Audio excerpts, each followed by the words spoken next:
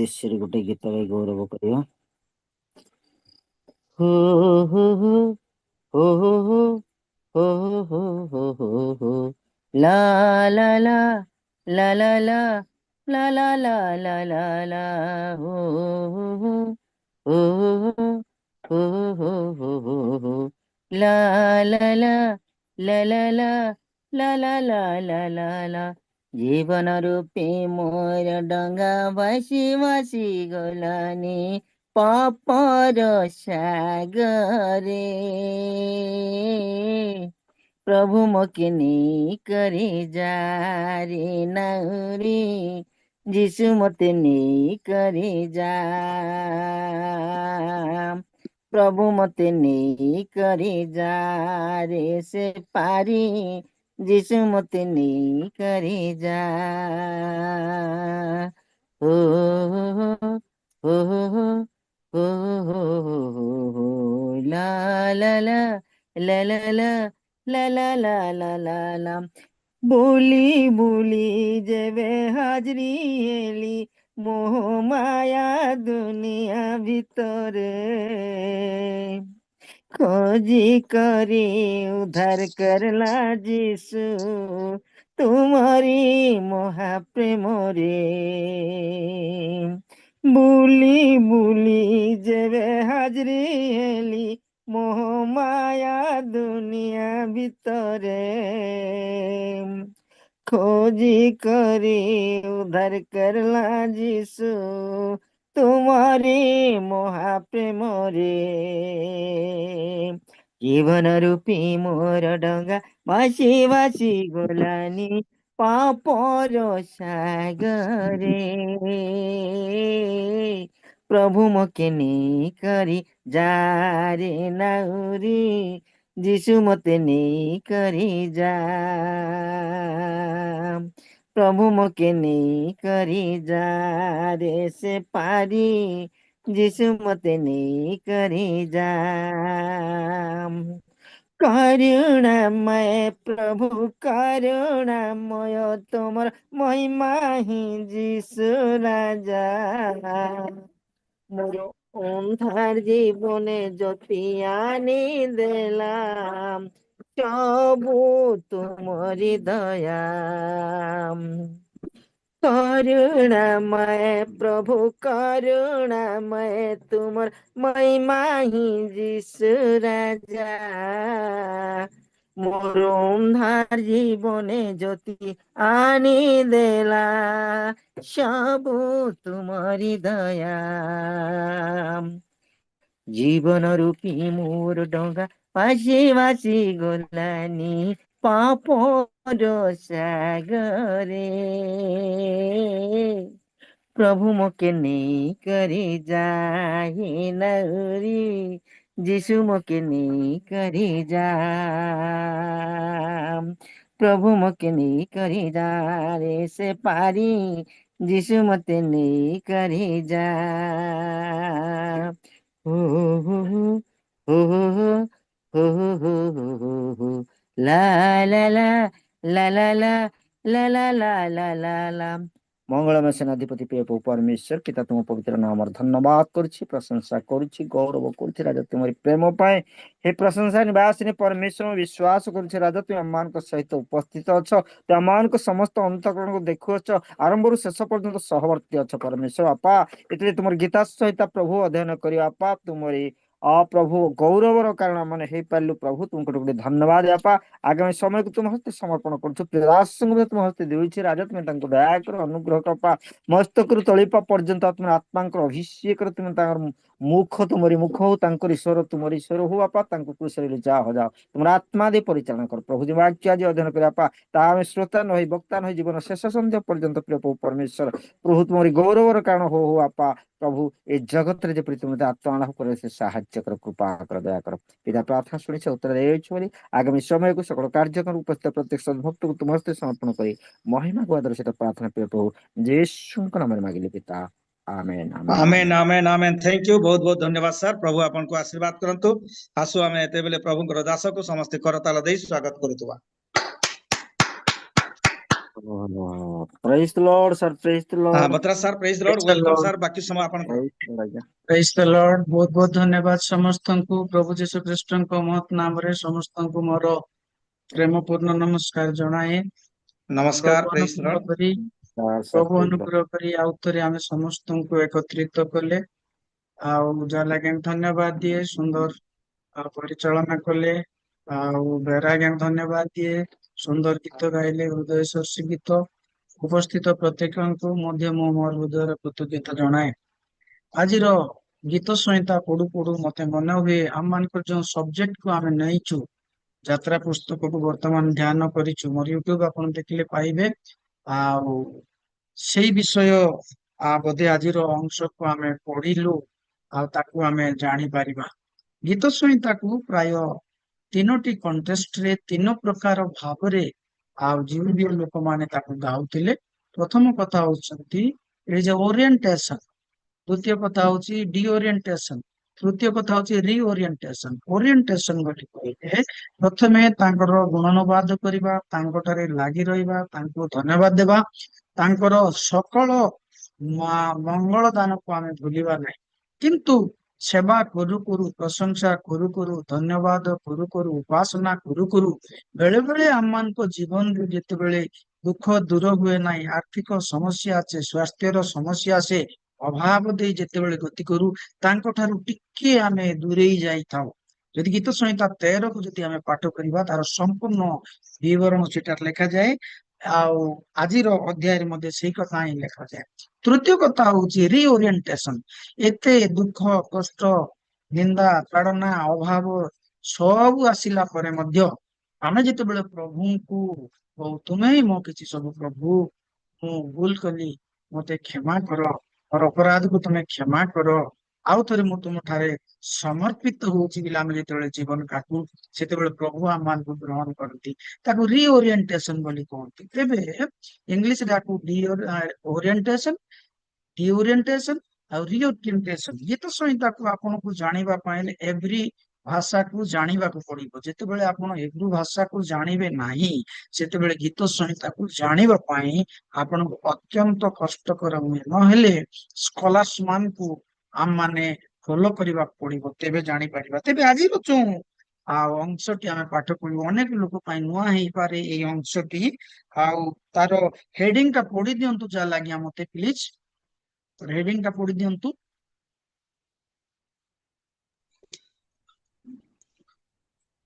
प्रधान बाद्यकार निमंते ଅତସେ ସ୍ୱରରେ ଦାଉଦଙ୍କର ଗୀତ। ମିକ୍ତାନ ସାଉଲ ଲୋକ ପଠାନ୍ତେ ସେମାନେ ଦାଉଦଙ୍କୁ ବଧ କରିବା ପାଇଁ ତାଙ୍କର ଗୃହ ଜଗି ବସିବା ସମୟରେ ରଚିତ। ଏଠି ଆମେ ଗୋଟେ ଶବ୍ଦ ଦେଖୁଛୁ ମିକ୍ତାମ ବୋଲିକି। ମିକ୍ତାମ ର ଅର୍ଥ କଣ? ମିକ୍ତାମ ର ଅର୍ଥ ହଉଛି ଏହା ଯେ ଦାଉଦଙ୍କର, ଅନେକ ଲୋକ କହନ୍ତି ଦାଉଦଙ୍କର ବାଦ୍ୟଯନ୍ତ୍ରର ଏକ ଶବ୍ଦ ଅଟେ। ଗୀତ ରଚକଙ୍କର ବାଦ୍ୟଯନ୍ତ୍ରର ଏକ ଶବ୍ଦକୁ ମିକ୍ତାମ ବୋଲି କହନ୍ତି। ସେ ବିଭିନ୍ନ ସମୟରେ ବିଭିନ୍ନ ସ୍ୱରରେ ବିଭିନ୍ନ ଢଙ୍ଗରେ ଯେତେବେଳେ ଗାନ କରନ୍ତି ସେତେବେଳେ ସେ ଦୁଃଖର ସମୟରେ କୋଉ ଟ୍ୟୁନ ପକାନ୍ତି ଏବଂ ସୁଖର ସମୟରେ କୋଉ ବାକ୍ୟ ପକାନ୍ତି, ଏଇ ପ୍ରକାର ସମୟରେ ଆଉ ତାକୁ ସେ ବ୍ୟବହାର କରନ୍ତି। ବେଳେ ବେଳେ ଆମେ ମିକ୍ତାମ ବୋଲୁଛୁ, ସେଲା ବୋଲୁଛୁ, ଆଉ ବିଭିନ୍ନ ଶବ୍ଦ, ଏଇ ଯୋଉ ଶବ୍ଦକୁ ଆମେ ବୁଝିବା ପାଇଁ କଷ୍ଟ ହୋଇଥାଏ। ତେବେ ସ୍କଲାର୍ସ କହିବା ଅନୁସାରେ ବେଳେ ବେଳେ ଆମେ ମିକ୍ତାମ ଶବ୍ଦଟି ଯେତେବେଳେ ଜାଣୁଛୁ ତାହା ହଉଛି ଦାଉଦଙ୍କ ଗୀତ ସ୍ୱରର ବାଦ୍ୟଯନ୍ତ୍ର ଏକ ସ୍ୱର ଅଟେ। କିନ୍ତୁ ତାକୁ ପ୍ରକୃତ ଅର୍ଥ କହିବାକୁ ଗଲେ ମିକ୍ତାମ ଶବ୍ଦଟି ଯେତେବେଳେ ଆସିବ ସେତେବେଳେ ଆପଣ ଜାଣିବେ ସେଇ ଗୀତଟିର ପ୍ରକୃତ ଅର୍ଥ ହେଉଛି ଯେ ସଦାପ୍ରଭୁ ତୁମେ ମତେ ରକ୍ଷା କର। ସଦାପ୍ରଭୁ ହଉଛନ୍ତି ରକ୍ଷକ, ସେ ଗୁଡେଇକି ରଖିବେ, ସେ ଆବରି କରି ରଖିବେ, ସୁରକ୍ଷା ଦେବେ ଏବଂ ଆପଣଙ୍କୁ ସେ ବିପଦରୁ ବଞ୍ଚେଇବେ। ହୁଏତ ଏଇ ଗୀତ ଦାଉଦ ଯେତେବେଳେ ଲେଖୁଛନ୍ତି, ଏଇ ଗୀତ ଲେଖକ ଆଉ ଯେତେବେଳେ ଲେଖିଲା ସମୟରେ ସାଉଲ ତାଙ୍କୁ ମାରିବା ପାଇଁ ଜଗିଛନ୍ତି, ସେଇ ସମୟରେ ଆକୁ ସେ ଲେଖୁଛନ୍ତି। ଆଉ ସେ କହୁଛନ୍ତି ପ୍ରଭୁ ତୁମେ ମୋର ପରମେଶ୍ୱର, ମୋ ଶତ୍ରୁଗଣ ଠାରୁ ମତେ ରକ୍ଷା କର, ରକ୍ଷା କର, ମତେ ଗୁଡେଇ ରଖ, ମତେ କଭର କରି ରଖ, ତହିଁରେ ମୋ ଶତ୍ରୁ ମାନେ ପତିତ ହେବେ।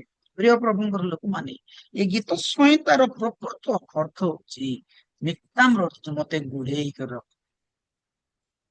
ଆମେ ହସ ଗୀତ ଲେଖିଥାଉ, କାନ୍ଦ ଗୀତ ଲେଖିଥାଉ, ବିବାହ ଗୀତ ଲେଖିଥାଉ, ମରଣ ଗୀତ ଲେଖିଥାଉ, ତେବେ ଦାଉଦଙ୍କର ଗୀତକୁ ଆପଣ ଯେତେବେଳେ ଦେଖିବେ ମିକ୍ତାମ ବୋଲି ଆସିଲେ ଆପଣ ଜାଣିବେ ତାହା ହଉଛି ଏକ ଦୁଃଖର ଗୀତ।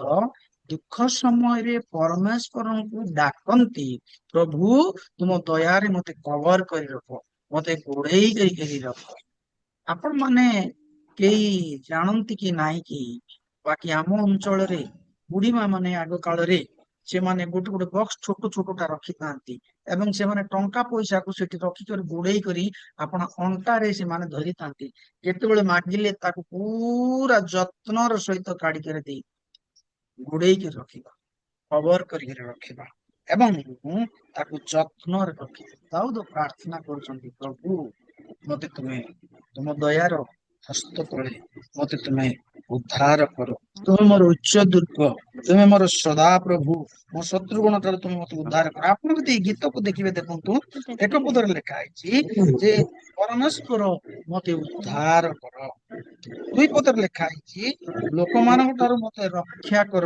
ଆପଣ ଯଦି ଆଉ ତଳକୁ ତଳକୁ ଯଦି ଦେଖିବେ ସେ ଖାଲି ଏଇ କଥା କହନ୍ତି, ମତେ ରକ୍ଷା କର, ମତେ ଉଦ୍ଧାର କର, ମତେ ତୁମ ଦୟାରେ ଘୋଡେଇକି ରଖ। ତେବେ ପ୍ରିୟ ପ୍ରଭୁଙ୍କର ଲୋକମାନେ, ଈଶ୍ୱରଙ୍କର ଦୟାରେ ଘୋଡେଇ ହେଇକି ରହିବା, ଈଶ୍ୱରଙ୍କ ଦୟାରେ ଆମମାନେ ଅବରିତ ହେଇକିରି ରହିବା, ତାଙ୍କ ହସ୍ତରେ ଆମମାନେ ସମର୍ପିତ ହେଇବା, ଏଇ ଗୀତ ଆମମାନଙ୍କୁ ବୁଝାଏ। ତେବେ ଆମେ ଯୋଉ ଯାତ୍ରା ପୁସ୍ତକକୁ ମଧ୍ୟ ଆମେ ଆରମ୍ଭ କରିଛୁ କିଛି ଦିନ ପୂର୍ବରୁ, ଯାତ୍ରା ପୁସ୍ତକରେ ମଧ୍ୟ ପରମେଶ୍ୱର ସେଇ କଥା ଲେଖନ୍ତି, ପରମେଶ୍ୱର ସେଇ କଥା କହନ୍ତି, ବାକ୍ୟରେ ସେଇ କଥା ଲେଖାଯାଏ। ଯାତ୍ରା ପୁସ୍ତକର 40ଟା ଅଧ୍ୟାୟ ମଧ୍ୟରୁ 1 ଅଧ୍ୟାୟରୁ 18 ଅଧ୍ୟାୟକୁ ମୁଁ ଗତକାଲି ବି କହୁଥିଲି, ତାହା ହଉଛି ସେମାନଙ୍କର ଯାତ୍ରାର ସମୟ। ସେମାନଙ୍କୁ ପ୍ରଭୁ ଯାତ୍ରାରେ ସହବର୍ତ୍ତୀ ହେଲେ। 1 ଅଧ୍ୟାୟରୁ 18 ଅଧ୍ୟାୟ ମଧ୍ୟରେ ଆଉ ବିଭିନ୍ନ ଭାଗରେ ବିଭକ୍ତ କରାଯାଇଛି। 1 ଅଧ୍ୟାୟ 2 ଅଧ୍ୟାୟ ମଶାଙ୍କର ଜନ୍ମ ବିଷୟ ଲେଖାଯାଏ। 3 ଅଧ୍ୟାୟରେ ତାଙ୍କର ଆହ୍ୱାନ କଥା ଲେଖାଯାଏ। 4 ଅଧ୍ୟାୟରେ ସେ ଘୋଷଣା କରନ୍ତି ତାଙ୍କ ଲୋକମାନଙ୍କୁ ଆଣିବା ପାଇଁ ଏବଂ 6 ଅଧ୍ୟାୟରେ ପରମେଶ୍ୱର ସ୍ୱୟଂ ଓହ୍ଲେଇ ଆସନ୍ତି ଇସ୍ରାଏଲ ଲୋକମାନଙ୍କୁ ରକ୍ଷା କରିବା, ତାଙ୍କ ଡେଣା ତଳେ ରକ୍ଷା କରିବା ପାଇଁ।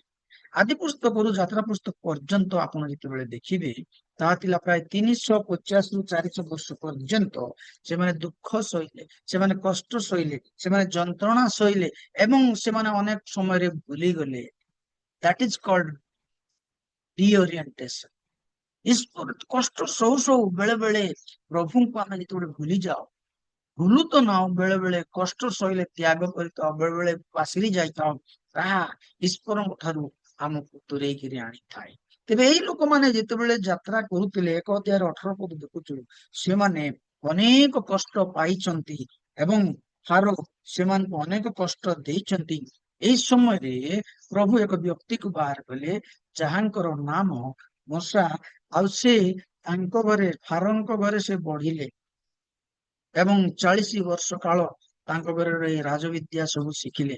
ପରମେଶ୍ୱର ସେଇ ବ୍ୟକ୍ତିଙ୍କ ଦ୍ଵାରା ଉଦ୍ଧାରର କାର୍ଯ୍ୟ ଆରମ୍ଭ କଲେ। ପରମେଶ୍ୱର ତାଙ୍କ ଲୋକମାନଙ୍କୁ ଉଦ୍ଧାର କରିଥାନ୍ତି। ତାଙ୍କ ଦୁଃଖ ଯେତେବେଳେ ସେ ଶୁଣନ୍ତି, ସେ ସହିପାରନ୍ତି ନାହିଁ। ତେବେ ଯାତ୍ରା ପୁସ୍ତକର 6 ଅଧ୍ୟାୟରେ ସେଇ କଥା ଲେଖାଯାଏ, ପରମେଶ୍ୱର ସେମାନଙ୍କର ଦୁଃଖକୁ ଶୁଣି ଓହ୍ଲେଇ ଆସିଲେ ସେମାନଙ୍କୁ ଉଦ୍ଧାର କରିବା ପାଇଁ ଏବଂ ଯାତ୍ରା ପୁସ୍ତକ 40 ଅଧ୍ୟାୟରେ ଲେଖାଯାଏ, ସେମାନଙ୍କ ସାଙ୍ଗେ ସେ ରହିଲେ। ଆମମାନଙ୍କର ଦୁଃଖ ଯେତେବେଳେ ଶୁଣନ୍ତି, ସେ ଆମମାନଙ୍କ ସାଙ୍ଗେ ରହିବା ପାଇଁ ଆମମାନଙ୍କ ସାଙ୍ଗେ ଓହ୍ଲେଇ ଆସନ୍ତି ସ୍ୱର୍ଗରୁ ଏବଂ ଆମମାନେ ଯେତେବେଳେ ତାଙ୍କ ନିକଟରେ ସମର୍ପିତ ହଉ, ଆମ ଜୀବନ ଯାତ୍ରା ମଧ୍ୟରେ ସିଏ ଚାଲିଥାନ୍ତି। 1 ଅଧ୍ୟାୟରୁ 18 ଅଧ୍ୟାୟକୁ ତାହା ବର୍ଣ୍ଣନା କରାଯାଏ। 1 ଅଧ୍ୟାୟରୁ 18 ଅଧ୍ୟାୟରେ ତାହା ବର୍ଣ୍ଣନା କରିବା ଭିତରେ ଅନେକ ଗୁଡିଏ ଘଟଣାକୁ ଆମେ ଦେଖିବାକୁ ପାଇପାରୁଛୁ।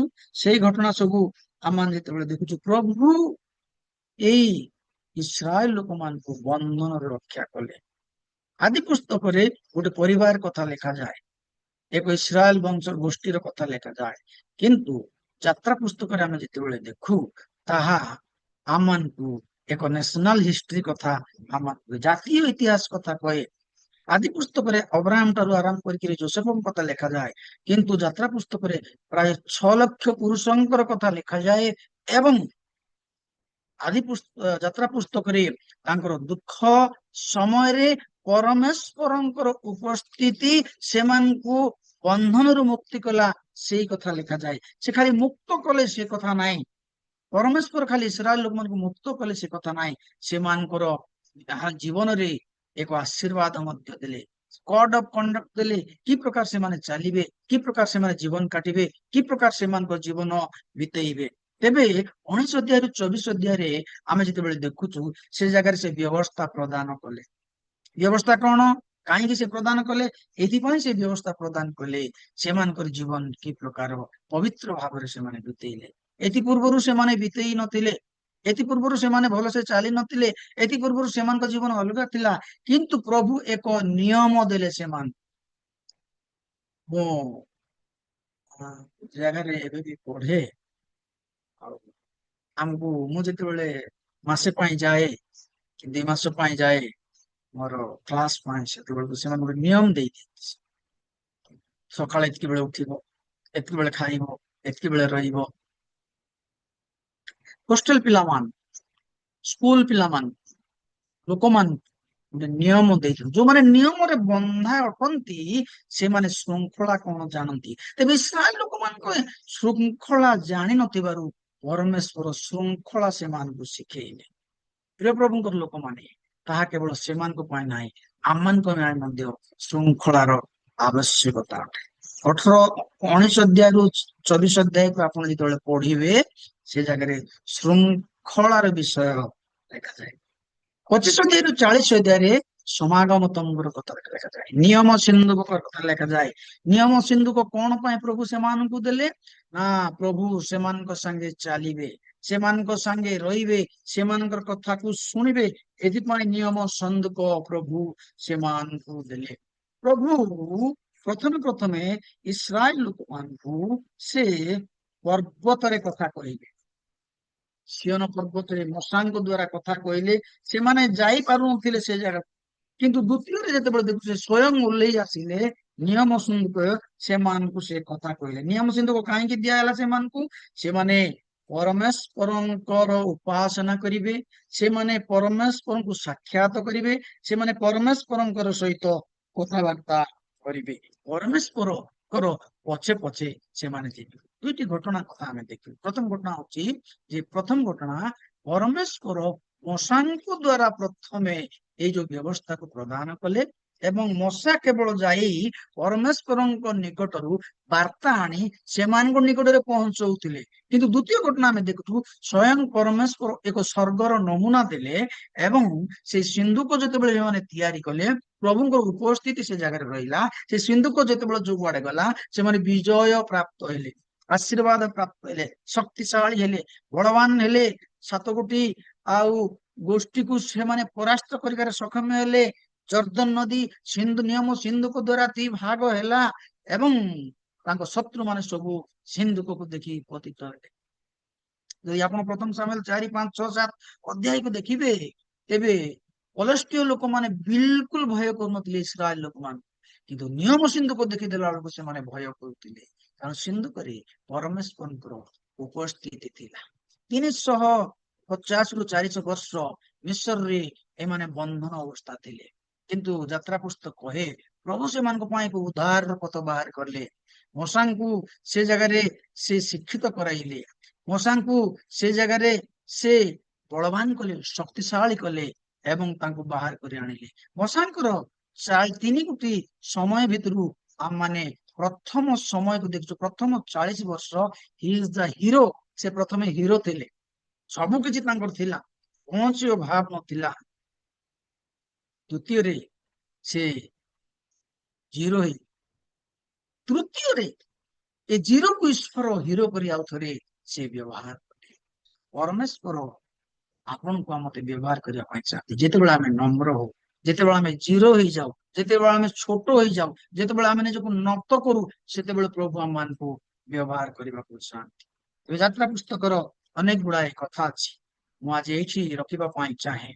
ପ୍ରଥମ କଥା ହଉଛି ଯାତ୍ରା ପୁସ୍ତକର ପ୍ରକୃତ ଅର୍ଥ ହଉଛି ବାହାର ହେଇକିରି ଆସିବା, ଏକ୍ଜିଟ୍, ବାହାର ହେଇକିରି ଆସିବା, ବନ୍ଧନରୁ ବାହାରିବେ, ଦାସତ୍ୱରୁ ବାହାରିବେ, ଶୈତାନର କାର୍ଯ୍ୟରୁ ବାହାରିବେ ଏବଂ ସେମାନଙ୍କୁ ଈଶ୍ୱର ଯୋଉ ଦେଶ ଦେବେ ସେମାନଙ୍କୁ ସେଇ ଦେଶ ଦେବେ। ଅବ୍ରାହମଙ୍କର ଜୀବନରେ ମୁଁ ଗତ ଭିଡିଓ ଅଧ୍ୟାୟ ମାନଙ୍କରେ କହୁଥିଲି, ପରମେଶ୍ୱର ସବୁବେଳେ ଅବ୍ରାହମଙ୍କ ଠାରୁ ଚାହୁଁଥିଲେ ଯେ ସେ ତାଙ୍କର ସନ୍ତୁଷ୍ଟ ଜୀବନ କାଟନ୍ତୁ। ଓ ଅବ୍ରାହମ ମଧ୍ୟ ଯୋଆଡେ ଗଲେ ସେ ସେଇ ଜାଗାରେ ସେ କଣ କରୁଥିଲେ ନା ଯଜ୍ଞ ବିଧି ନିର୍ମାଣ କରୁଥିଲେ। ଆଉ ପରମେଶ୍ୱରଙ୍କ ନିକଟରେ ସେ ସବୁବେଳେ ତାଙ୍କୁ ଲକ୍ଷ୍ୟ କରିକି ସିଏ ଚାଲୁଥିଲେ, ସେ କେବେ ମଧ୍ୟ ତାକୁ ଭୁଲି ନଥିଲେ। ତେବେ ତାଙ୍କୁ ଯୋଉ ଦିଆଯାଇଥିବା ସମସ୍ତ ପ୍ରତିଜ୍ଞାକୁ ଆମେ ଦେଖିପାରିଛୁ ଯାତ୍ରା ପୁସ୍ତକରେ।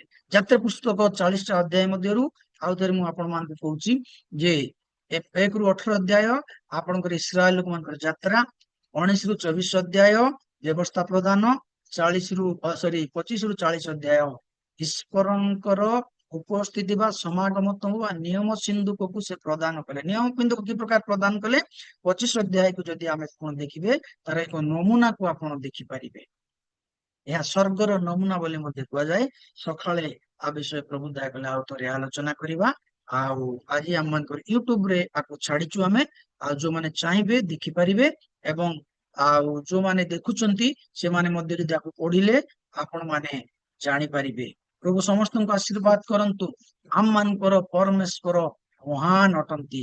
ଆମମାନଙ୍କର ପରମେଶ୍ୱର ଆମମାନଙ୍କର ଦୁଃଖ ଜାଣିବା ପରମେଶ୍ୱର, ଆମମାନଙ୍କର ପରମେଶ୍ୱର ଆମମାନଙ୍କର ଦୁଃଖ ସମୟରେ ଓହ୍ଲେଇ ଆସିବା ପରମେଶ୍ୱର, ଆମମାନଙ୍କର ପରମେଶ୍ୱର ଆମମାନଙ୍କୁ କଥା କହିବା ପରମେଶ୍ୱର। ଆପଣଙ୍କ ଦୁଃଖରେ, ମୋର ଦୁଃଖରେ, ଆପଣଙ୍କ ସମସ୍ୟାରେ, ମୋର ସମସ୍ୟାରେ, ଆପଣଙ୍କ ରୋଗରେ, ମୋର ରୋଗରେ ପ୍ରଭୁ ଠିଆ ହୁଅନ୍ତି। ତେବେ 15 ଅଧ୍ୟାୟର 26 ପଦରେ ଲେଖାଯାଏ ଯାତ୍ରାରେ ତୁମେ ଯେତେବେଳେ ଆମେ ଗୋଟେ ପ୍ରାର୍ଥନା କର ସେତେବେଳେ ଆମେ ତୁମର ରୋଗକୁ ଦୂର କରିବା। 3 ଅଧ୍ୟାୟରେ ଲେଖାଯାଏ ଯେ ତୁମେ ଆମକୁ ଡାକ ଆମେ ତୁମକୁ ଆଶୀର୍ବାଦ କରିବା। ସେ ତାଙ୍କ ନାମକୁ ଜଣାଇଲେ ଏବଂ 40 ଅଧ୍ୟାୟରେ ସେ ତାଙ୍କର ଉପସ୍ଥିତିକୁ ଜାହିର କଲେ। ପ୍ରିୟ ପ୍ରଭୁଙ୍କର ଲୋକମାନେ, ଆମେ ପ୍ରଭୁଙ୍କଠାରେ ଯେତେବେଳେ ଆମେ ଚାଲିବା ପ୍ରଭୁ ଆମମାନଙ୍କୁ ଆଶୀର୍ବାଦ କରିବେ। ଯାତ୍ରା ପୁସ୍ତକର ଏଇ ପ୍ରଥମ ଅଂଶରେ ମୁଁ ଆଉ ଆଜିର ଯୋଉ ଭିଡିଓ ଦେଇଛି ଏହା ହଉଛି ମାତ୍ର ଆରମ୍ଭ। ଆକୁ ଆମେ ଗତି କରିବା, ଅନେକ ଗୁଡାଏ ବିଷୟ ଜାଣିପାରିବା, ବିଭିନ୍ନ ନାମ, ବିଭିନ୍ନ ସ୍ଥାନର ନାମ, ବ୍ୟକ୍ତିର ନାମ, ପୂଜା ପାଠ, ବଳି, ଏ ଅନେକ ଯାଜକ ମାନଙ୍କର କଥା ମଧ୍ୟ ଆଗାମୀ ଦିନରେ ଆମମାନେ ଜାଣିପାରିବା। ପ୍ରଭୁ ସମସ୍ତଙ୍କୁ ଆଶୀର୍ବାଦ କରନ୍ତୁ। ମତେ ସୁଯୋଗ ଦେଇଥିବାରୁ ମୁଁ ଧନ୍ୟବାଦ ଦେଇ ଯାହା ଆଜ୍ଞାକୁ ଏଇଠି ଆଜିର ଆଉ ଟେକ୍ସଟ ମୁଁ ରଖୁଛି। ପ୍ରଭୁ